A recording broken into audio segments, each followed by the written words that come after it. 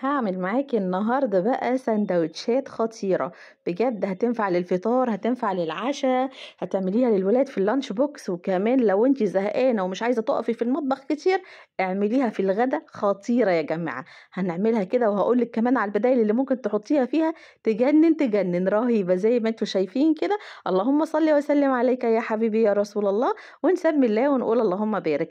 أول حاجة الولاد كانوا بيزنوا عايزين الساندوتشات دي، جبت عيش التورتيلا وبجد بقى غِلي أوي، وقررت إن أنا بعد كده لازم أعمله في البيت، لإن الولاد بيحبوه جدًا. هاتي بقى بطاطس محمرة، وباحب برضه بطاطس البيت، ما باحبش الفارم فريتس، بجد بطاطس البيت بيبقى ليها طعم تاني يا جماعة.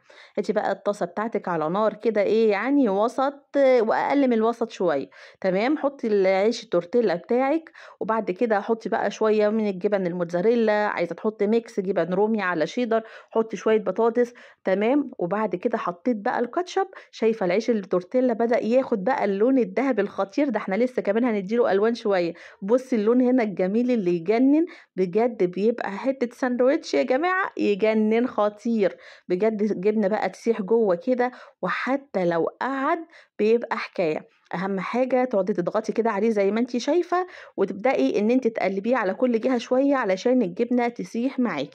حطي بقى كاتشب، حطي مايونيز، حطي مستردة، حطي أي صوصات أنتِ بتحبيها. أنا هنا بُصّي عملنا واحد بالكاتشب، تعالي كمان بقى هنعمل هنا نحط خبز التورتيلا بتاعنا، وهنحط شوية الجبنة الموتزاريلا، وبعد كده تعالي حطي بطاطس. عندِك بقى كفتة متبقية في التلاجة حطيها معاه، عندِك خضار، كابوتشا، فلفل ألوان، مشروم، أي حاجة حطيها، زيتون. بُصّي أي حاجة في التلاجة عندِك، شوية فراخ، شوية لانشون، بسطرمة، اعمليه بس بالجبن كده، بجد يا جماعة يجنن، يجنن. تعالي بُصّي ده بقى هنحط عليه صوص جبنة، والساندوتش ده كان رهيب بجد. صوص الجبنة ممكن تحطي التومية، تحطي الخيار اللي هو المخلل، بجد يا جماعة ساندوتش وهمي في حتة تانية. بُصّي الجمال، قلّبيه. تعالي بُصّي بقى هنا حسيتِ إن هو عايز شوية بطاطس، أيوه كده، يعني اعملي الحاجة بضمير ودلّعيهم.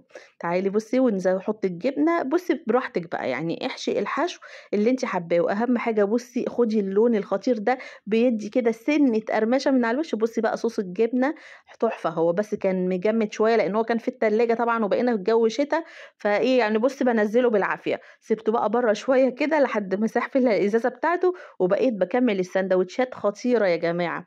أتمنى الفيديو النهارده عجبكم، ولايك وشير، واللي مش عندي يشترك ويفعل الجرس عشان كل جديد عندي يوصل لكم. وبُصّي بقى باقول لِك لمّا بيقعد بيبقى تحفة، وممكن تسخّنيه في الميكروويف للولاد في المدرسة، بجد تحفة يا جماعة. أسيبكم بقى في رعاية الله مع الجمال والحلاوة دي، وزي ما أنتم شايفين كده أبو صوص جبنة ده بقى في حتة تانية يا جماعة. أتمنى فعلًا إن أنتم تجربوا الساندوتش ده بالذات. أحلى لايك منكم وأحلى كومنت، في رعاية الله، سلام.